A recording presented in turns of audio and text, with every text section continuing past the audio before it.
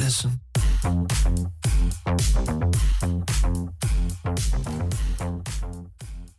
Mesdames, Mesdemoiselles, Messieurs, bonjour. Alors, ça fonctionne, hein? Voilà. Alors, bienvenue à cette première conférence du Maritime Day, avec le baromètre présenté comme chaque année. Depuis quelques années, c'est un peu un rendez-vous traditionnel, habituel. On a cette année Jean-Michel Garcia, qui est délégué aux affaires internationales de l'AUTF, et Guillaume Chevenet, qui est directeur d'Eurogroupe Consulting, qui vont nous faire une petite présentation. Alors, cette année, par rapport aux années précédentes, on a un petit peu changé la scénographie, si je peux me permettre. L'idée, c'est qu'ils présentent un sujet et on a à ma gauche, excusez-moi, des réactions qui sont assez intéressantes parce qu'on a eu, on rassemble ici des points de vue très différents. On a Louis Chevalier qui est délégué aux affaires maritimes, portuaires et intermodalités de TLF. C'est bon? Ouais, c'est super, je ne me suis pas trompé. Ça, On a Jean-Marie Petit-Didier qui est vice-président de la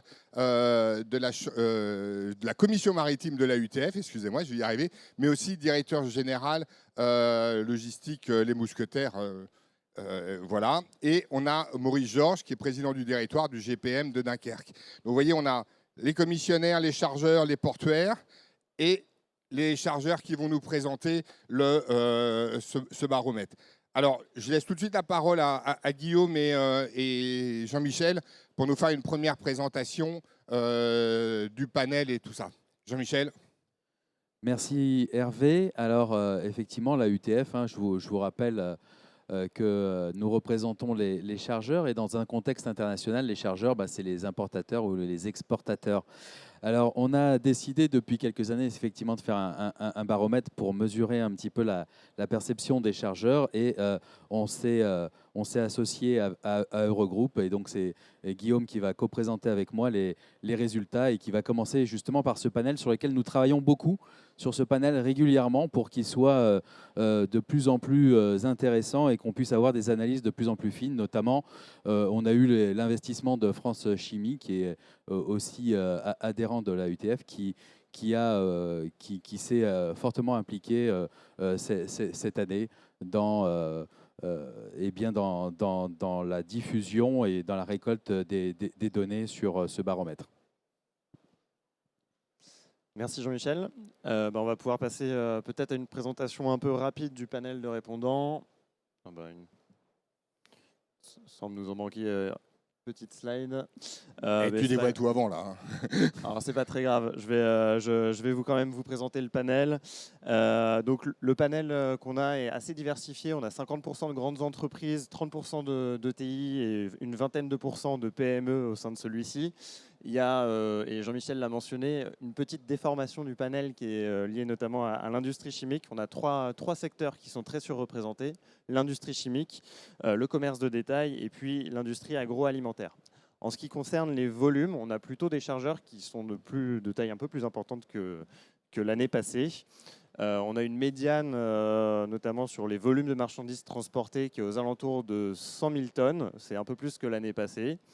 Et puis, si on raisonne en boîte, en EVP, on peut presque diviser le panel en 4 catégories. On a un quart de nos répondants qui font moins de 100 boîtes par an, un quart qui font entre 100 et 1000, un quart qui font entre 1000 et 15 000, et puis un quart qui en font plus de 15 000. Donc voilà pour le panel du CRU 2025. Et donc, on continue un petit peu pour compléter ce panel. Ce panel, on a des chargeurs qui font appel, qui font de l'achat transport maritime. Et cet achat de transport maritime, on le voit, il passe pour 50% des répondants, ils font de l'achat via un commissionnaire de transport. Et pour le reste, soit ils le font en direct, donc un quart quand même des chargeurs qui font de l'achat direct, et un autre quart qui fait de l'achat soit en direct, soit via un commissionnaire, tout dépendant certainement des routes qu'ils utilisent et des volumes qu'ils pratiquent. Ce qui est important de voir quand même, c'est que dans leur choix du port, choix de la compagnie maritime, ils sont principalement décisionnaires. N'oublions pas qu'on parle d'importateurs et d'exportateurs. Les exportateurs sont plus à choisir effectivement leur interland, leur transport de pré-post-acheminement, leur port et puis la compagnie maritime. Les importateurs, c'est des chargeurs aussi qui choisissent, mais c'est dans un autre sens et des fois, on n'a pas forcément la main dessus. Alors peut-être pour passer sur une vision de l'utilisation des ports, on vous a remis ici, c'est le graphique du dessous, hein, la proportion de répondants qui utilisent les ports. Ce qu'on peut remarquer, c'est qu'il y a globalement dans le panel 4 ports qui se dégagent assez largement. Aropa, le GPMM, Anvers, qui arrive en deuxième position, et puis le grand port maritime de Dunkerque. Comme l'année dernière, on voit qu'on a un certain nombre de ports en dessous qui se dégagent. Alors Rotterdam évidemment, Saint-Nazaire et puis les ports espagnols. Alors je rappelle que ces stats, elles peuvent évoluer un petit peu en fonction des années puisque ça dépend aussi largement de la composition du panel, donc ça peut un peu évoluer. À noter, on a près de 6 répondants sur 10 quand même qui déclarent faire transiter plus de la moitié de leur volume via des ports français. Et c'est même la moitié des répondants qui fait passer 75% de ces volumes par les ports français. Donc on a quand même une utilisation assez intense des ports français.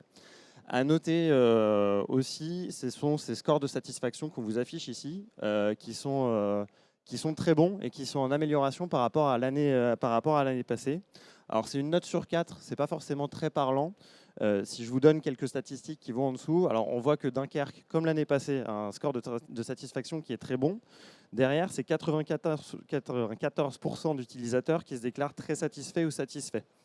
C'est 78% pour le GPMM. Et puis pour Aropa et Anvers, on est quasiment à égalité, c'est autour de 70%. Et pour Aropa, c'est une très grande progression par rapport à ce qu'on avait observé l'année passée, puisque c'était 37% seulement d'utilisateurs qui s'étaient déclarés très satisfaits ou satisfaits. Donc c'est une statistique qui s'est largement améliorée. Pour ce qui est des critères qui sont utilisés pour le choix des ports, ce qui prédomine, on le voit assez largement, c'est largement la notion de coût qui a été citée par 100% des répondants dans leur top 5. Et puis ensuite viennent les classiques risques de congestion, blocage et la présence des compagnies maritimes. Merci. Alors, on va rester sur cette slide et tout de suite, on va demander un peu à notre panel représentatif de réagir. Alors, je me tourne vers vous, Jean-Marie Petit-Didier. Vous êtes donc vice-président de la commission maritime. Quand on voit ces résultats, comment est-ce que vous réagissez par rapport à l'attractivité portuaire? Alors déjà, il y a quelque chose qui est intéressant, c'est qu'on voit que 3,29 sur 4 de Dunkerque, c'est comme d'habitude, c'est pas une surprise comme d'habitude, mais on voit aussi que la moitié des répondants confient 75% de leurs chiffres sur les ports maritimes français. Ça, c'est pas anodin non plus. Jean-Marie, comment est-ce que vous réagissez par rapport à ça? Je vais me permettre de ne pas réagir directement. Première question, j'ai une question. Dans la salle, il y a beaucoup de chargeurs. Les chargeurs, vous pourriez lever la main qu'on se rende compte? On en envoie 2. Allez, 2, 3. D'accord. Parce que l'objectif, c'est effectivement d'analyser un petit peu cette fluidité, ce passage portuaire en fonction du ressenti des chargeurs. C'est les chargeurs qui ont été testés.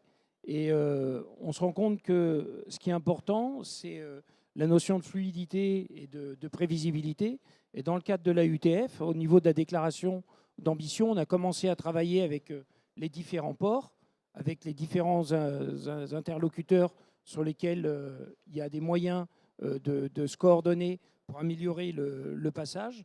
On se rend compte qu'au niveau de la France, de ce qui se passe en France, cette fluidité, elle est en tout cas bien aidée par des outils comme les CCS, donc les Community Cargo System, S1, CI5, qui sont, on va dire, assez top, et a priori, quand on compare même avec ce qui peut se passer à l'étranger. Donc ça, on va dire, c'est la bonne pratique au regard de ces informations-là. Et puis, la deuxième chose, par contre, c'est aussi la notion, on va en parler un petit peu après, mais c'est par rapport aussi quand même, dans les critères, c'est la notion de prévisibilité en termes de délai. Est-ce qu'on reste longtemps au niveau du port? Est-ce qu'on passe facilement les barrières du port? Et là, il y a peut-être des propositions et des voies d'amélioration En termes de, par exemple, on se disait que quand un port est saturé, ce serait bien qu'il l'admette, et puis que tout le monde parle de saturation de la même manière. C'est-à-dire qu'on réussisse au niveau de la collaboration avec tous les interlocuteurs qui travaillent sur tous les ports en France, d'avoir la même communication en pensant au chargeur, en se disant le chargeur, il doit comprendre la même chose. Et puis que par rapport à cette saturation, donc que ce soit des indicateurs qui soient identiques pour les ports, qui soient obligatoires avec une communication fréquente, et qu'on n'apprenne pas que le port est saturé trop tard, quand on est déjà dedans et quand on a le conteneur de bloqué, voire quand on se fait opposer une fin de voyage. Pour les chargeurs, vous connaissez, pour les autres, j'espère aussi. Donc les fins de voyage, la compagnie maritime, elle arrête son voyage, même si vous n'avez pas prévu de vous arrêter là, que vous soyez en carrière au ledge, donc en livraison sur un entrepôt France, ou on va dire, dans une étape pour une livraison vers un autre port. Donc ça, c'est des éléments en termes de prévisibilité qui nous manquent. Donc là, il y a vraiment quelque chose à faire. Et au niveau de ce qu'on fait à l'intérieur de la UTF, dans le cadre de la fameuse déclaration d'ambition que le président de la UTF a lancée l'année dernière, on essaye de réfléchir justement comment essayer de mettre en place une gouvernance de crise partagée quand il y a des saturations, quand il y a des grèves, quand il y a de la neige, quand il y a des problèmes douaniers, que tous les conteneurs sont bloqués. Essayer d'avoir des scénarios clairs, précis, que les chargeurs sachent comment s'y prendre. Alors s'il n'y a pas que des chargeurs, il y a peut-être des intervenants portuaires, des compagnies maritimes. Au niveau de la UTF, on est à l'œuvre pour essayer d'améliorer ces éléments-là et faciliter le passage portuaire. J'ai été un peu long. Hein. Oui, mais je ne me suis pas jeté sur votre micro, mais j'en étais à 2 doigts quand même. mais merci Jean-Marie. Alors, je me tourne vers vous, Maurice. Maurice Georges, vous êtes président du directoire du GPM de Dunkerque. Alors, on le voit encore une fois, ça fonctionne, non, ne touche à rien, ça fonctionne. On le voit, c'est Dunkerque est encore un score de satisfaction le plus élevé des ports français. Comment est-ce que vous réagissez quand vous entendez, quand vous voyez ces différents critères utilisés et ces réponses sur ces critères? Bien, vous m'entendez là? Vous m'entendez? Je suis un peu sourd moi ce matin. Bonjour à tous. Vous entendez, non?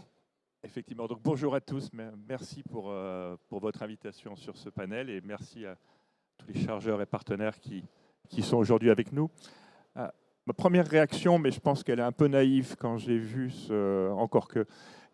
effectivement ces résultats, c'est que je me suis dit qu'effectivement par rapport à ce dont je me souvenais l'année dernière, on avait 30% de flux au départ de Dunkerque et tout ça au profit du grand port maritime de Marseille sur la version de cette année. Donc on s'est dit, voilà, il y a beaucoup de clients qui ont préféré passer par Marseille que par Dunkerque cette année.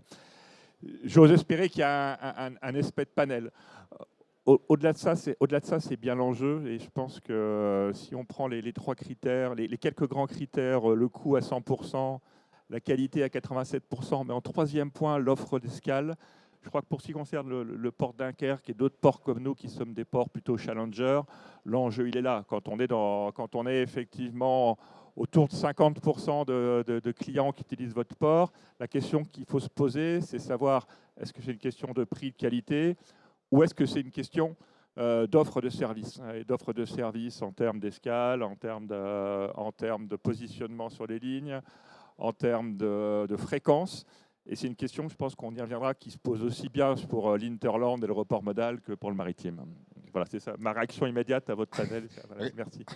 Merci. Non, mais c'est intéressant et des sujets qu'on va aborder ultérieurement, je crois, dans le panel.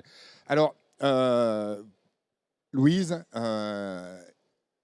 quand on voit ces chiffres, comment est-ce que vous, en tant que commissionnaire en transport, représentant les commissionnaires en transport, comment est-ce que vous réagissez ? Déjà, il y a une belle progression des ports cette année. Il y a eu plus 3,6% en trafic conteneur. C'est le fait de reports dans les 2 ports du Nord qui ont été très congestionnés, dont les chaînes logistiques ont été perturbées. Donc, Aropa et Dunkerque en ont bénéficié, notamment avec la mise en place de l'alliance Gemini qui s'est fait un peu dans la douleur au Royaume-Uni. À Marseille, ça a été la même chose. Les ports méditerranéens ont été très congestionnés. On se réjouit de cette progression des ports français et peut-être pour 2026, on peut formuler le souhait qu'il y ait plus de trafic vers l'Interland et peut-être un peu moins de transbordement. Merci. Oui, en effet, c'est vrai que ça n'a pas été abordé, mais c'était en filigrane derrière. Anvers et Rotterdam ont quand même subi de nombreux jours de grève. On l'a dit, on l'a écrit, ça a été dit, ça a été écrit par un certain nombre de journaux professionnels. En moyenne, j'avais calculé, c'est 9 jours de grève à Anvers. Et en France, on en a eu, je crois, j'en ai calculé 2, mais à vérifier. On continue sur ce baromètre, Jean-Michel, et on passe justement à l'Interland. Voilà, on passe au pré-post-acheminement et donc là, on resitue, bien sûr, on parle de marchandises conteneurisées qui passent par les ports, par les ports. Et donc, on a posé la question, et notamment par les ports français, quel type de transport en pré-post-acheminement vous pratiquez?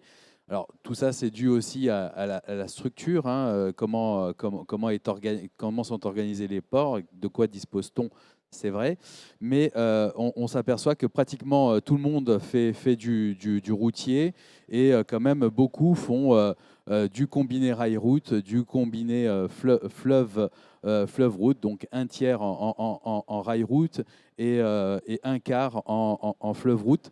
Ce qui est effectivement, qu'on soit importateur ou exportateur, il y a des gros exportateurs qui utilisent beaucoup le train, il y a des grands importateurs qui utilisent beaucoup le fluvial, et donc ça, c'est des choses que l'on observe aussi. Il y a des marges de progression. On a vu les critères pour choisir le mode de pré-post-acheminement. Les deux critères qui se détachent, c'est la notion de délai et de pertinence de l'offre. Donc là aussi, ça c'est quelque chose d'assez important. Bon, il y a aussi bien souvent une méconnaissance de l'offre en multimodal. Donc ça aussi, c'est un sujet. Et après, effectivement, quand on regarde les troisième catégorie de résultats qu'on a, c'est l'offre transport. Est-ce qu'elle correspond aux besoins? Et on s'aperçoit que ce qui se détache vraiment, c'est le combiné rail-route, où on voit presque 50% qui correspond à ce qu'on attend. Et puis le ferroviaire, notamment le ferroviaire également avec 38%. Après, les modes fluviaux sont un petit peu avec un peu plus de réserve, mais le combiné fleuve-route reste assez cohérent. Ce qui est important de voir ici, c'est aussi la part de personnes qui ne se prononcent pas. Ça veut dire que potentiellement, il n'y a pas d'information suffisante qui arrive jusqu'au chargeur, peut-être. Donc, ça peut être une explication. Merci Jean-Michel. C'est vrai qu'il y a un certain nombre de choses. On pourra revenir dessus sur un certain nombre de trucs.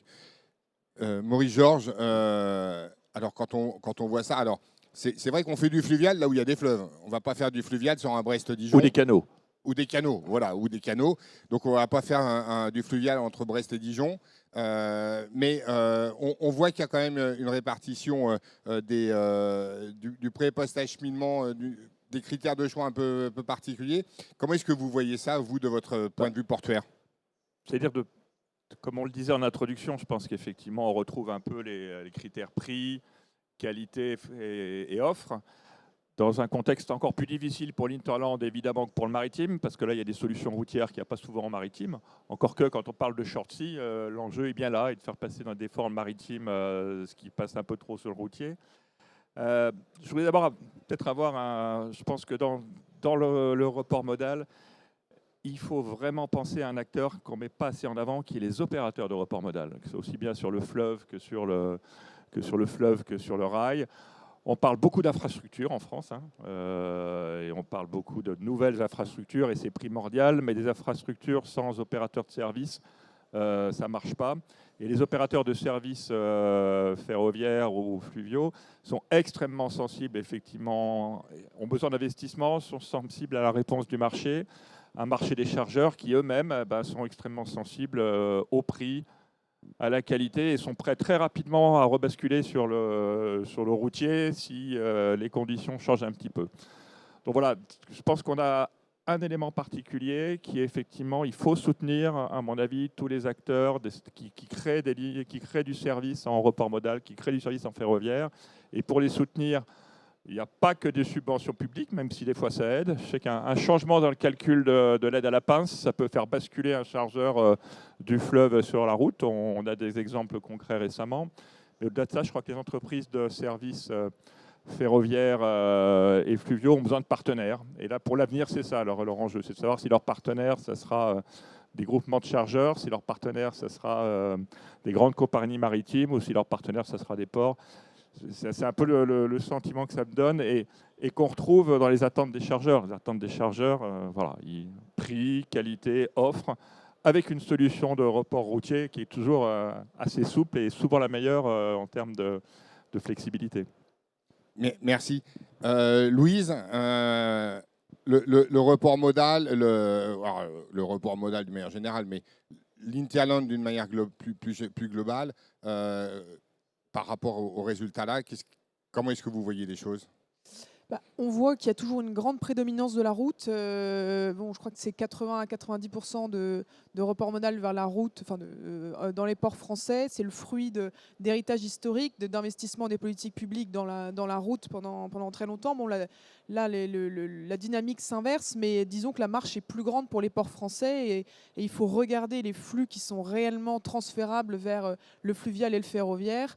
Et voilà, voilà, les ports français souffrent de la comparaison avec les ports concurrents étrangers, mais qui n'ont pas aussi la même position géographique. Ils sont peut-être les ports d'Europe du Nord sont positionnés d'une manière qui leur permettent de pénétrer le bassin de consommation européen beaucoup plus rapidement.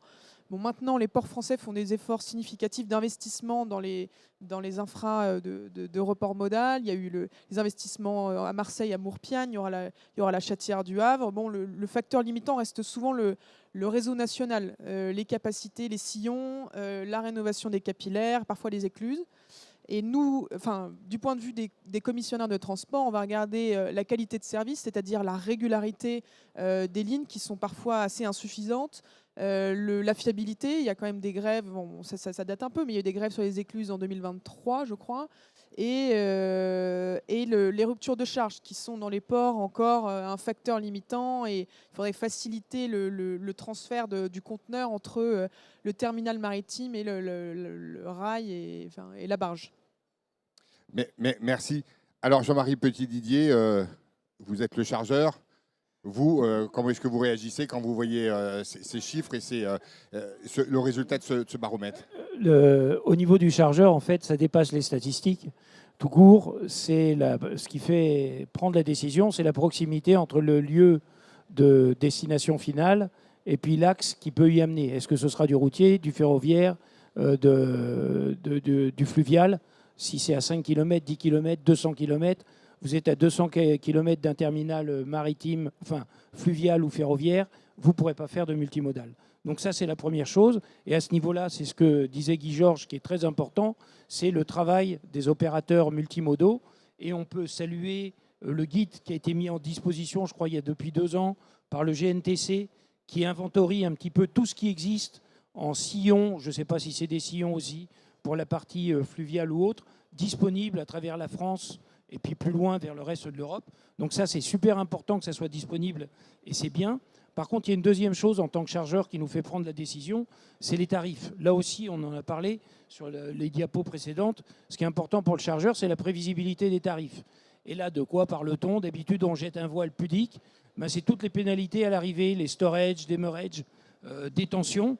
Et je pense qu'aujourd'hui, le premier port, donc on parlait d'attractivité portuaire et de fluidité sur la partie Interland par le multimodal, le port qui emportera la mise, ce sera celui qui aura le courage de dire que, par exemple, quand il y a un obstacle, on en parlait tout à l'heure, neige, douane, congestion ou autre, eh bien, qu'il y ait une suspension de ces pénalités, puisque je rappelle que les pénalités portuaires, storage, demurrage, détention, elles sont dues quand c'est le chargeur qui profite et qui abuse, entre guillemets, de l'allocation du conteneur ou de l'encombrement de l'espace au niveau du stockage.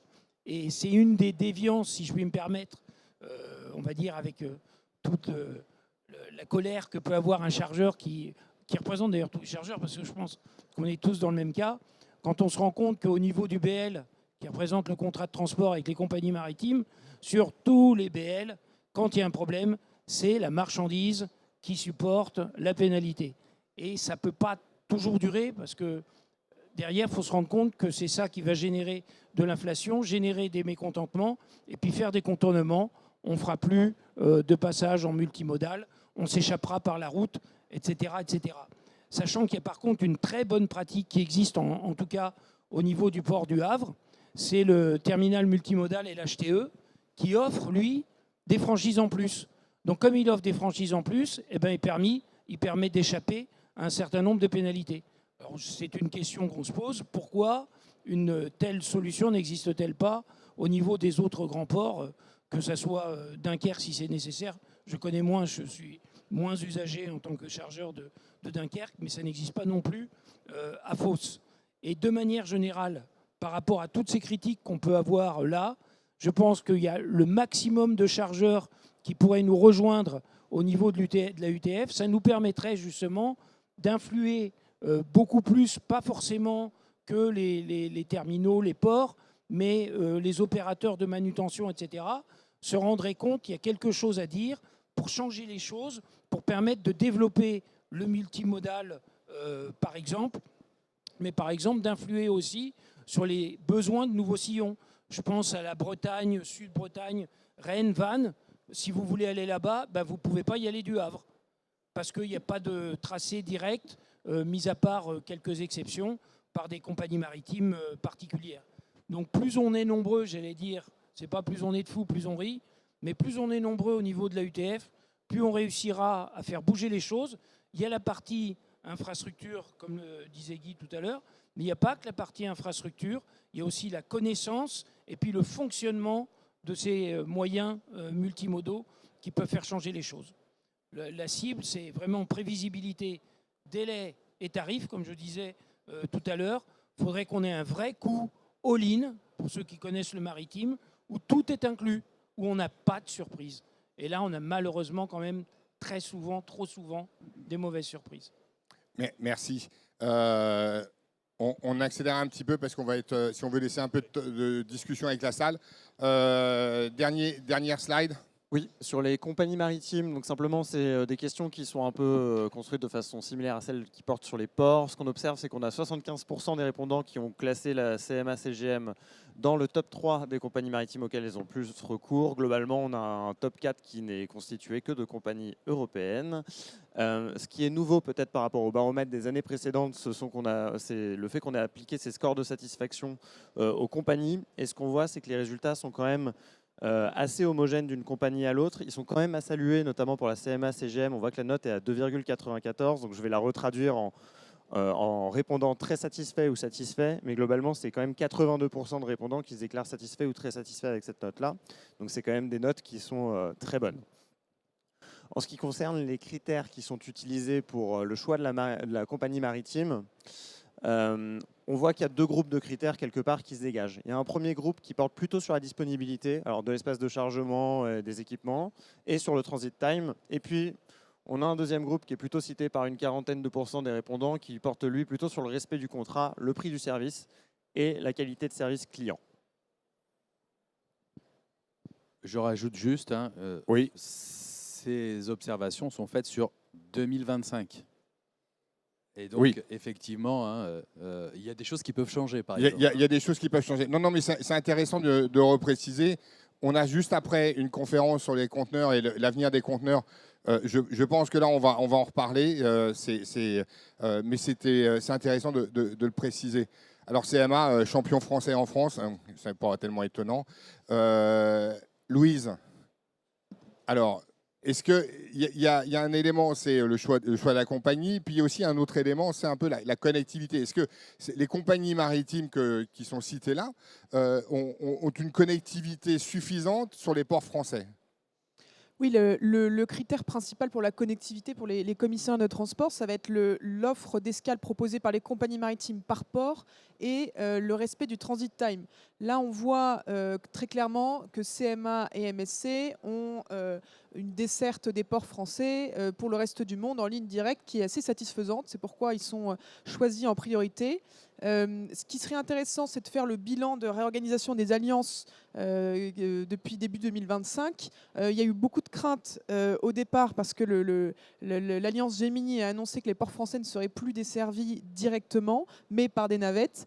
Après un an, on peut faire le constat que finalement, le port de Marseille, par exemple, a récupéré un service direct de MSC. Certes, ils ont perdu une desserte directe de Gemini, mais ils ont eu cette ligne Dragon en direct qui était plutôt positive. Et l'Alliance Gemini a surtout amélioré la qualité de son service et le respect des horaires. On a fait un travail avec Hapag-Lloyd, un bilan.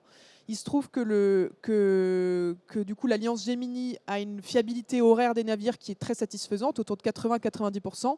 Ce qui pêche encore un peu, c'est le transit time porte à porte pour les conteneurs, qui est plutôt de 50-60%, avec des difficultés dans les hubs de transbordement, notamment à Tanger, qui font perdre un peu de temps. Mais l'Alliance Gemini pousse les autres compagnies à mieux respecter les horaires, ce qui est plutôt positif. Donc on est très optimiste pour 2026. Mais, merci. Maurice, alors, c'est vrai que Dunkerque, c'est principalement la CMA-CGM. Mais alors effectivement, donc, CMA-CGM qui est l'actionnaire majoritaire du terminal des Flandres, naturellement, et de très loin la première compagnie maritime sur le conteneur à Dunkerque, avec des lignes régulières sur l'Asie, sur l'Amérique latine en particulier. Et donc, je suis assez content que les clients de CMA-CGM soient contents de CMA-CGM. C'est un premier point. Après, ce terminal n'est pas un terminal exclusif, c'est un terminal multi-user. Et le client a aussi trouvé une offre, sinon concurrente, du moins complémentaire, puisqu'MSC exploite aussi des lignes directes et qu'on a aussi des feeders par d'autres compagnies. Donc voilà, on retrouve ce qu'on disait tout à l'heure. L'enjeu aujourd'hui, c'est d'avoir un socle de transport et de transporteurs stables, solides et pérennes, mais aussi de savoir offrir de la diversité d'offres à nos clients chargeurs. Et en tous les cas, je crois que c'est à ça qu'on travaille à Dunkerque pour aujourd'hui, c'est-à-dire sur le terminal actuel, et pour demain, puisque vous savez qu'on a un projet de développement du port à conteneurs avec le doublement de la capacité et 1000 mètres de quai supplémentaires, qui est ouvert à un prochain opérateur de terminal en cours de compétition. Merci. Jean-Marie, quand on voit ces résultats, comment est-ce que vous réagissez par rapport à ça ? Il y a quelque chose qui m'aurait vraiment intéressé. Si vous voyez les deux paquets de résultats, là, comme l'expliquaient les analystes, là, disponibilité de l'espace, disponibilité des équipements, transit time, je pense que ça, c'est la préoccupation des petits chargeurs. Et puis, respect du contrat, prix du service, qualité du client, c'est les préoccupations des gros chargeurs qui n'ont pas de problème, ils ont les espaces.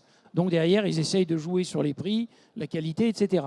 Donc je pense que c'est une analyse qui vaudrait la peine de savoir, est-ce que c'est les gros nombres de mètres cubes à droite, petit nombre de mètres cubes à gauche? C'est la première remarque. La deuxième remarque, ce qui est intéressant, je pense qu'effectivement, tout le monde s'est rendu compte que la solution de Gemini apportée par Hapag et Maersk en faisant des hubs est hyper intéressante en termes de flexibilité, surtout par exemple en période de troubles géopolitiques. Elle a fait ses preuves en permettant d'avoir la meilleure ponctualité.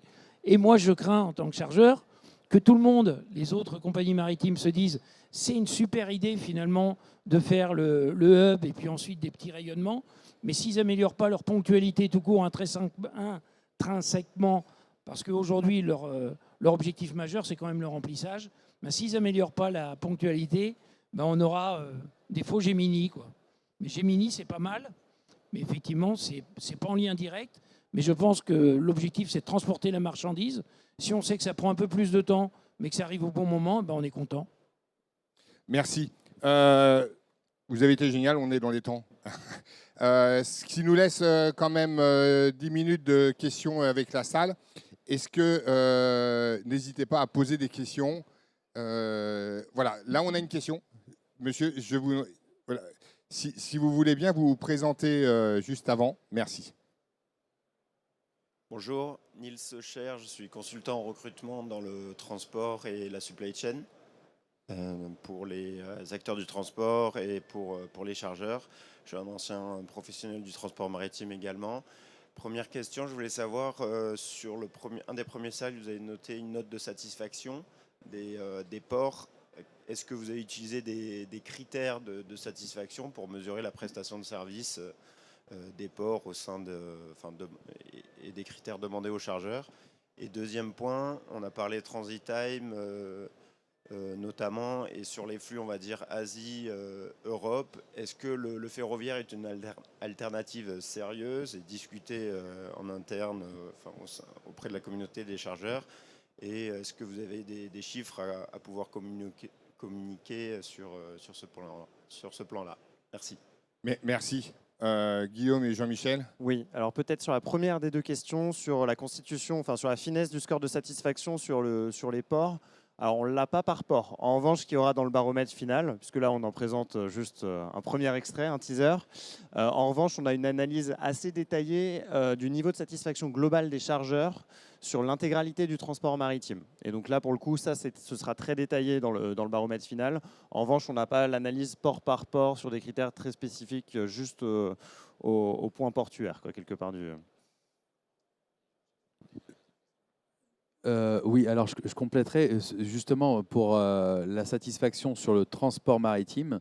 Il y a une dizaine de questions avec des critères qui sont liés soit au délai, enfin, qui sont directement liés à la qualité. Donc on a 10 questions qui sont détaillées et qui sont les mêmes sur les autres modes de transport, parce qu'on fait aussi pour le transport routier, pour le transport fluvial, le transport ferroviaire. Et donc, on a ce degré de finesse que l'on travaille notamment avec l'université Gustave Eiffel, qui va reporter ses résultats justement au niveau de l'Observatoire logistique national. Et donc, effectivement, sur la perception des chargeurs, c'est pour ça qu'on a un niveau très fin, effectivement, d'analyse sur cette qualité de service. Donc voilà pour la réponse. Et la deuxième question, j'avais sur le transit time ferroviaire. Oui. Bien, je vais donner la parole à Jean-Marie. Jean-Marie. Donc déjà, en termes de ferroviaire, on parle de deux choses différentes. Je pense que vous parliez du ferroviaire au départ d'Asie, par exemple, les routes de la soie, c'est ça? Oui, parce que sur le multimodal, déjà j'élimine ce sujet. Sur le multimodal, c'est très ponctuel, hein. C'est la même chose que sur la barge, il n'y a aucun souci. Nous, on en est utilisateur, il n'y a pas de souci. Sur la partie route de la soie, il faut bien se rendre compte de trois choses. Première chose, c'est que sur un train, vous ne mettez pas autant de conteneurs que sur un bateau. Donc de toute façon, jamais ça viendra concurrencer le bateau. Deuxième chose, enfin 4 choses donc. Deuxième chose, c'est quand même beaucoup plus cher que le bateau, même si c'est bien moins cher que l'avion. Donc ce n'est pas tout type de marchandises qui va circuler par train. Troisième chose, ça marche bien quand il n'y a pas de neige, parce qu'entre-temps, il y a une période dans l'année, là, pendant 3 ou 4 mois. Alors j'en parle parce qu'il y a 5 ou 6 ans, peut-être un peu plus, au tout début, on avait testé. On a eu des très mauvaises surprises, parce que ce n'est pas que ça ralentit, hein, c'est que ça arrête le train, la neige. Ça arrête pendant 1 semaine, 2 semaines, 3 semaines, etc. Donc ça ne peut pas marcher pendant toute l'année. Et puis en termes de délai, effectivement, c'est vrai, c'est beaucoup plus court. Merci. Et est-ce qu'il y a d'autres questions? Oula, oui, ça. On va laisser Madame. Ici, là, il y a une Madame. Bonjour à tous, merci pour cette présentation. Je m'appelle Marlène Finn, je travaille chez EcoCO2. On est un cabinet de conseil expert en durabilité dans le transport et la logistique. Et j'ai une question qui est un peu liée à celle de monsieur concernant les critères que vous avez étudiés. J'ai compris que c'était des critères de sélection, par exemple, sur les compagnies maritimes qui venaient plutôt des répondants. Ou bien est-ce que vous les aviez cadrés? Parce qu'en particulier, je ne vois pas de critères concernant l'impact environnemental et la performance environnementale, que ce soit du port ou de la compagnie. Alors qu'on sait que sur le sujet sur la route, c'est un sujet qui est pas mal étudié. Et je sais que la UTF est très mobilisée sur le sujet également de la décarbonation. Est-ce que c'était un choix de votre part dans l'étude et quel est votre avis sur le sujet? Ça m'intéresse de... Alors, merci.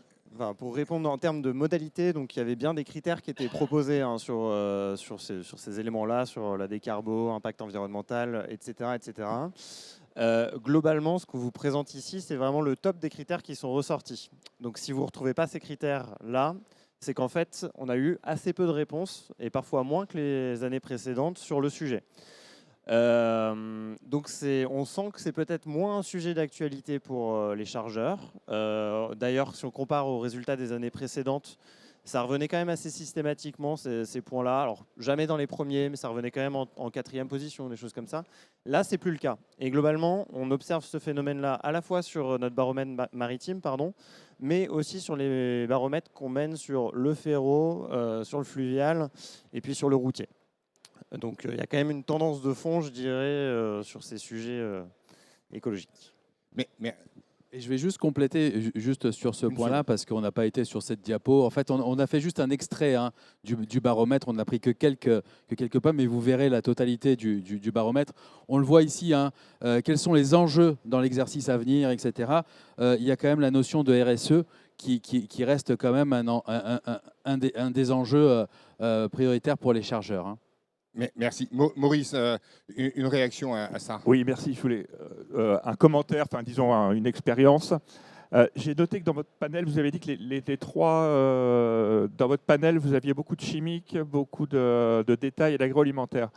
Moi, je voulais juste donner un retour d'expérience qu'on a du côté industriel, et en particulier les nouveaux industriels, les industriels de la filière de la batterie qui se développent dans les Hauts-de-France. Ce que l'on sait, c'est que les industriels qui montent des grands projets, qui cherchent à compléter leur tour de table, sont extrêmement attentifs à la qualité de leur supply chain dès le début du projet. Dès le début du projet, et vis-à-vis de l'investissement, la performance de la supply chain, y compris sur les critères environnementaux, est en général, sinon déterminant, du moins extrêmement important.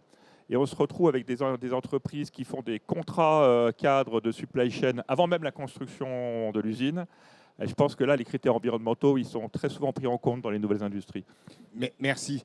Une question, on a une dernière question ici parce qu'on est un peu limité par le temps. Je suis désolé, mais les conférences s'enchaînent les unes derrière les autres. Oui, bonjour. Stratégie logistique. J'ai deux questions. Il y a un projet de loi cadre transport dont un volet porte sur la généralisation des THC pour avoir une mutualisation dans les manutentions, quel que soit le mode de transport et notamment le fluvial. Donc j'aimerais avoir votre opinion sur ce volet de ce projet de loi. Et Jean-Marie, vous avez parlé de surcharge ou de surprise. J'aurais voulu savoir quelle est votre opinion sur l'application de l'ETS 1 aujourd'hui.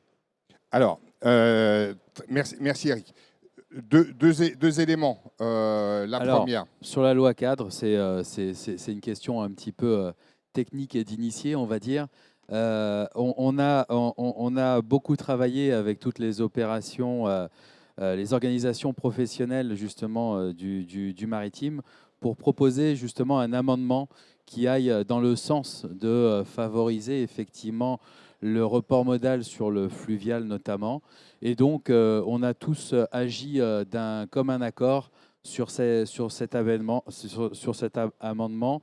Et voilà, on a fait plusieurs réunions sur le sujet. Je laisse Louise compléter. Oui, peut-être pour compléter sur cet amendement, donc l'ensemble des organisations professionnelles qui sont impliquées sur ce sujet-là ont proposé une modification du texte proposé par le gouvernement avec en première partie des accords de place qui ont fait leur preuve notamment à Dunkerque, à généraliser dans chaque place portuaire et en cas d'échec de ces accords de place, une clause balai qui prévoira une modification des schémas de facturation pour simplifier les schémas de facturation qui faciliteront le report modal sans doute.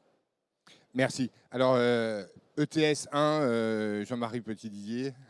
L'ETS, c'est un petit peu comme toutes les surcharges nouvelles et variées qui arrivent un petit peu tous les ans, où on est très gros et on veut négocier all-in, et ça se retrouve masqué, mais je pense que c'est de plus en plus difficile, où on est dans le commun des mortels, et puis on paye la surcharge en question, en se disant que peut-être qu'elle sera effectivement utilisée pour améliorer, changer les carburants, les motorisations des navires, etc., etc. Mais bon, on est sans illusion, on sait qu'on est les payeurs la marchandise paye. Mais, merci, merci. Une dernière question avant de clore. Non, on avait plutôt. C'est monsieur, excusez-moi, monsieur, après peut-être. Mais d'abord, monsieur, il lève la main depuis le début. Bon, ce cas, c'est que c'est une grosse question. Alors, bon. Mais on va la résumer. C'est vrai que c'est dommage parce que là, on disait enjeu face à l'actu. Alors, c'est vrai que là, on voit quand même, c'est une étude qui date de l'année dernière. Il s'est passé des choses. Qui porte sur l'année dernière. Pas de l'année dernière. Voilà, c'est sur 2025. Non, je suis d'accord. Mais c'est vrai qu'il s'est passé quand même des choses qui ont impacté le transport maritime. On en parle dans la prochaine conférence. C'est mais on peut quand même, là, on a quand même des opérateurs portuaires, on a des chargeurs. Mais on aura des gens très intéressants aussi tout de suite. On peut juste avoir vos inquiétudes sur la situation et aujourd'hui, quel est le premier bilan là-dessus en quelques mots. C'est certain que c'est un vrai sujet. On a prévu une conférence dans 10 minutes sur le conteneur, les perturbations 2025, les perspectives 2026. Mais je vais me permettre de donner quand même juste un tout petit truc. Mais si tu ne me coupes pas la parole, je vais pouvoir finir ma phrase. Mais oui, mais en 3 minutes, si vous permettez, pour ne pas déflorer tout ce qui va être dit ensuite, et ensuite pouvoir passer la parole à monsieur. 2 minutes. Oui, alors juste une chose, c'est qu'il y a beaucoup d'inquiétudes aussi qui se génèrent, il y a beaucoup de choses qui sont dites, alors que c'est pour certains événements des événements qui sont locaux. Et donc, nous, on dit attention, vigilance. Regardons de quel flux on parle, regardons quel type de frais sont pratiqués. Et bien sûr, il y a des écarts, il y a des choses qui sont constatées, des choses qui se comprennent ou pas. En tout cas, il faut comparer avec d'autres zones géographiques, comme les États-Unis par exemple. Voilà, il y a des pratiques qu'il faut suivre de près. Et nous, au sein de l'AUTF, on essaye justement d'avoir un regard là-dessus. Voilà. Mais, merci. Mais je vous invite, monsieur, à rester à la conférence d'après. Monsieur. Bonjour, je m'appelle Abdoulaye Sall. Je suis du Conseil sénégalais des chargeurs et représente l'Union des conseils des chargeurs africains. Donc, je parle au nom de toute l'Afrique, si vous voulez. Je tiens à remercier tout le monde, particulièrement mon ami Jean-Michel, que je connais très bien. Bon, en fait, ma question, c'est par rapport aux lignes maritimes, surtout sur le transit time, mais également sur les taux de fret qui ne cessent d'augmenter. Donc, quelle est la stratégie? Ou bien est-ce qu'il y a une remède qui a été posée pour les lignes maritimes pour un peu revoir les taux de fret? Parce que l'augmentation, c'est des augmentations assez substantielles. À la limite, ça impacte sur le chargeur. Et la deuxième question, c'est par rapport à la nouvelle convention qui va porter le nom d'Accra et qui sera signée en juin à Accra sur le document de cargaison négociable. Quelle est l'attitude ou bien même le point de vue de nos chargeurs, les chargeurs que vous êtes, par rapport à cette nouvelle convention qui sera signée en juin à Accra? Merci. Merci. Et on est au stand N84. Oui, S'il y a des gens qui veulent nous rendre visite, vous pouvez passer pour des questions. Merci. Et bon, un coup. Jean-Michel. Bon, la tendance sur les coûts maritimes, ils sont plutôt à la baisse, d'une manière générale, sur du long terme notamment. Il y a des ports, effectivement, il y a des destinations où il y a des augmentations, mais c'est parce qu'il y a des reports de volume, justement sur l'Afrique notamment. Et donc, il y a des ports qui sont beaucoup plus sollicités en Afrique en termes d'escale. Et donc, effectivement, ça peut expliquer des augmentations tarifaires par rapport à certains types de lignes. Mais chaque ligne s'étudie en particulier, donc on ne peut pas donner des généralités sur le sujet. Ça dépend de beaucoup de sujets. Voilà. Louise, un commentaire? Pour compléter rapidement, de toute façon, la volatilité des taux de fret, c'est une caractéristique inhérente du transport maritime. Donc, rien de nouveau, ça baisse et ça monte. Il y a eu des augmentations pendant les crises ces 5 dernières années. Là, c'est vrai que fin 2025, début 2026, on était plutôt à la baisse. Là, on va surveiller l'impact de la crise sur les taux de fret qui sont en train d'augmenter. Donc voilà, il faut voir si ça reste haut très longtemps, enfin si ça rebaisse, mais rien de nouveau, je pense. Merci. Jean-Marie, une réaction? Par contre, effectivement, ce qui préoccupe les chargeurs sur les taux de fret, et c'est peut-être quelque chose auquel on pourrait revenir, il y a une dizaine d'années, on parlait des commodity box rates, c'est-à-dire que c'était des taux différenciés en fonction de la nature des produits, pour que les produits qui avaient la plus faible valeur en prix d'achat et les prix de fret les plus bas. Je caricature, je transporte de l'eau, ça vaut rien. J'ai un très faible taux de fret par rapport à si je transporte du lingot d'or. C'est une pratique qui a été abandonnée. Peut-être que ce serait, si elle pouvait revenir à la mode, venir contrecarrer ces hausses de taux qui portent de tout leur poids sur toutes les marchandises. Merci pour ces commentaires. Alors, on n'a pas répondu entièrement, je suis désolé, mais le temps nous manque, monsieur, excusez-nous. Juste avant de conclure, les slides qui ont été présentés, si vous les souhaitez, je vous invite à vous rendre sur le stand de l'AUTF, qui est le numéro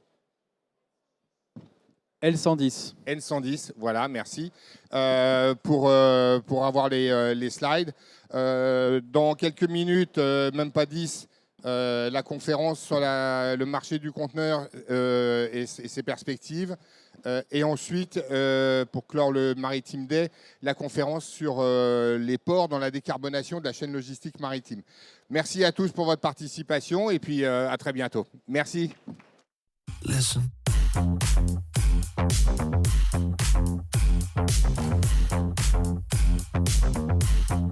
Oh.